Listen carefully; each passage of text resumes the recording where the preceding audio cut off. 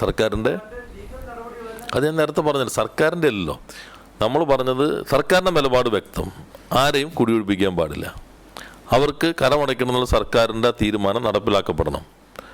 അതിനുവേണ്ടി ഹൈക്കോടതി സമീപിക്കും. ഇവർ വഖഫാണ്, പിന്നെ കുറേ അധികാരമുള്ള സംവിധാനമാണല്ലോ. അവർ നോട്ടീസ് കൊടുത്തിട്ടുണ്ട്. ആ നോട്ടീസിന്മേലൊന്നും തുടർ നടപടികൾ പാടില്ല എന്ന് സർക്കാർ അഭ്യർത്ഥിച്ചു. പുതിയ നോട്ടീസൊന്നും ഇവിടെ കൊടുക്കരുത് എന്നും സർക്കാർ അഭ്യർത്ഥിച്ചു.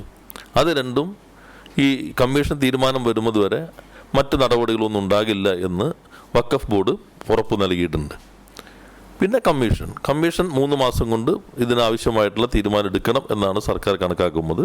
അതിൻ്റെ TOR ഒക്കെ വെച്ചിട്ടുള്ള ജിയോ അധികം വൈകാതെ തന്നെ ഇറങ്ങും.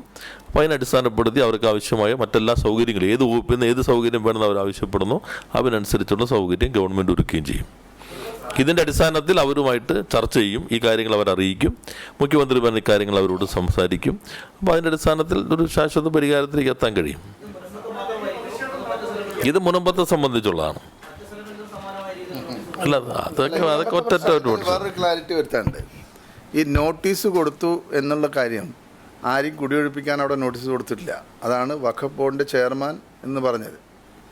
അവിടെ നിന്നും തങ്ങൾ താമസിക്കുന്ന സ്ഥലത്തിൻ്റെ, അത് വീട്ടുകാർക്കല്ല, അവിടെ കൊമേഴ്സ്യൽ സ്ഥാപനങ്ങൾക്കാണ് നോട്ടീസ് കൊടുത്തതെന്നും അത് രേഖ ഹാജരാക്കണം എന്ന് മാത്രമാണ് ആ നോട്ടീസിൽ ആവശ്യപ്പെട്ടിട്ടുള്ളത്.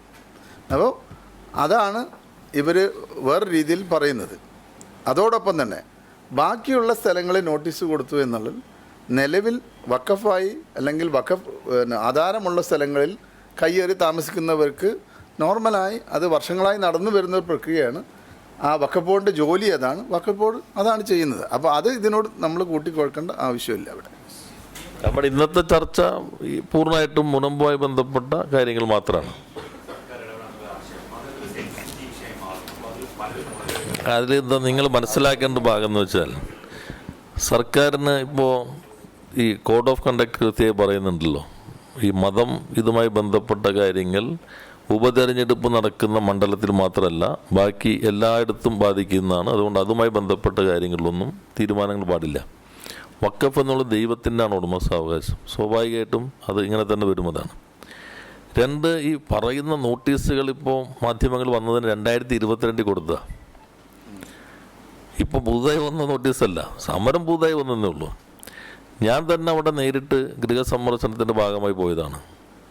അതിൻ്റെ അടിസ്ഥാനത്തിൽ അന്ന് നമ്മൾ റവന്യൂ മന്ത്രി ഉൾപ്പെടെ ചർച്ച ചെയ്തു. KN ഉണ്ണികൃഷ്ണൻ MLA സബ്മിഷൻ ഉന്നയിച്ചു, യോഗം വിളിച്ചു, നമ്മൾ ഈ തീരുമാനത്തിലേക്ക് എത്തി. ആ തീരുമാനത്തിൻ്റെ ഭാഗമായി നികുതി പിരിക്കാൻ തുടങ്ങി. അപ്പോഴാണ് കോടതിയിൽ കേസ് വന്നു, സ്റ്റേ ചെയ്തത്. സർക്കാർ കൃത്യമായ രീതിയിൽ തന്നെ ഇടപെട്ടിട്ടുണ്ട്. ഇപ്പോൾ യോഗം വിളിക്കുന്നത് ഇതിന് ശേഷമേ പാടുള്ളൂ എന്നതിൻ്റെ അടിസ്ഥാനത്തിൽ മാത്രമാണ്. ആദ്യം 16 തീരുമാനിച്ചു, ഇലക്ഷൻ മാറിയപ്പോൾ വീണ്ടും ഇതിലേക്ക് മാറി. അവർ വന്ന് കണ്ടപ്പോൾ തന്നെ തെരഞ്ഞെടുപ്പ് കഴിഞ്ഞ് ഏറ്റവും അടുത്ത ദിവസം തന്നെ യോഗം ചേരുന്നു. മുഖ്യമന്ത്രി തന്നെ അവർക്ക് ഉറപ്പ് നൽകി. മുഖ്യമന്ത്രിയുടെ വാക്കുകളിൽ നല്ല പ്രതീക്ഷയോടുകൂടി തന്നെയാണ് അവരും പ്രതികരിച്ചിട്ടുള്ളത്. അവരുടെ താല്പര്യം സംരക്ഷിക്കാനാണല്ലോ പ്രധാനമായിട്ടും നമ്മൾ ഇതിനകത്ത് ഈ നിലപാട് സ്വീകരിച്ചിട്ടുള്ളത്. അപ്പോൾ എല്ലാവരും വിശ്വാസത്തിലെടുത്ത് നിൽക്കണം. അപ്പോൾ എല്ലാവരോടും ഞങ്ങൾക്ക് അഭ്യർത്ഥിക്കാനുള്ളത്, ഇതൊരു സമയമാണ്. നമുക്ക് മറ്റ് തർക്കങ്ങൾ ധ്രുവീകരണത്തിനല്ല ശ്രമിക്കേണ്ടത്, നിയമപരവും ശാശ്വതവുമായ പരിഹാരമാണ്. അതാണ് സർക്കാർ ലക്ഷ്യം വയ്ക്കുന്നത്. അതിനുള്ള ഏറ്റവും ഉചിതമായ പക്വമായ ഒരു നിലപാടാണ് ഇപ്പോൾ സർക്കാർ സ്വീകരിച്ചിട്ടുള്ളത്. അത് എല്ലാ വിഭാഗം ആളുകളും അത് ഉൾക്കൊള്ളണം. നമ്മുടെ നാടിൻ്റെ പൊതു താല്പര്യത്തിനനുസരിച്ച് ഈ തീരുമാനത്തിനനുസൃതമായി എല്ലാവരും പിന്തുണ ഉണ്ടാകണം എന്നാണ് ഞങ്ങൾക്ക് അഭ്യർത്ഥിക്കാനുള്ളത്.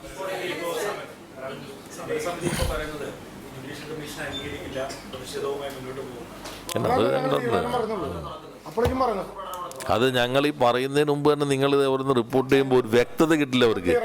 ഞങ്ങൾ അതുകൊണ്ടല്ലേ ഇരുന്ന് തന്നെ റിപ്പോർട്ട് ചെയ്യാന്ന് വെച്ചാൽ, നിങ്ങൾ കിട്ടുന്ന പൊടിപ്പും തൊങ്ങലും പറയുമ്പോൾ അവർക്ക് ചിലപ്പോൾ ആശയക്കുഴപ്പമുണ്ടാവും. അല്ല, ഞങ്ങളിപ്പോഴല്ലേ വന്ന് പറഞ്ഞോളൂ. അല്ല, എങ്ങനെ കാണാൻ പറ്റും? നിങ്ങൾ കൊടുത്താലേ കാണുള്ളൂ. അല്ലാണ്ട് ലൈവായിട്ട് ചർച്ച ലൈവായിട്ടുണ്ടായില്ലല്ലോ. ഇപ്പോഴല്ലേ? അല്ലേ, ഇപ്പൊ വന്നല്ലേ ഉള്ളൂ. ക്ലിയറാണ്. അവിടെ അർഹരായ മുഴുവൻ ആളുകളെയും സംരക്ഷിക്കുക എന്നുള്ളതാണ് സർക്കാരിൻ്റെ ലക്ഷ്യം. അപ്പോൾ നിയമപരമായിട്ടുള്ള ഒരു പരിരക്ഷ അതിന് വേണ്ടി വരും. നിലവിലുള്ള നിയമങ്ങൾ അംഗീകരിച്ചുകൊണ്ട് ആ കാര്യം മുന്നോട്ട് പോകാനാണ്. അതുകൊണ്ട് സർക്കാരിനെ വിശ്വാസത്തിലെടുത്ത് ഇക്കാര്യത്തിൽ ഒറ്റ ഭാഗം നമ്മൾ terms of reference legally frame ചെയ്യും. ഒറ്റ ഭാഗം ഗവൺമെൻറ്റത് ഇപ്പോൾ അവിടെ താമസിച്ചുകൊണ്ടിരിക്കുന്ന കൈവശാവകാശമുള്ള അർഹരായ മുഴുവൻ ആളുകൾക്കും അവർ താമസിക്കുന്നിടത്ത് നിയമപരമായിട്ടുള്ള അവകാശം പരിരക്ഷ ഉറപ്പുവരുത്താനുള്ള നടപടികൾ എന്തൊക്കെയാണ് വേണ്ടത്, അതാണ് നോക്കുക. അതിപ്പോൾ നമ്മൾ സംസാരിക്കും, അവരോട് നോക്കിയിട്ടല്ലേ.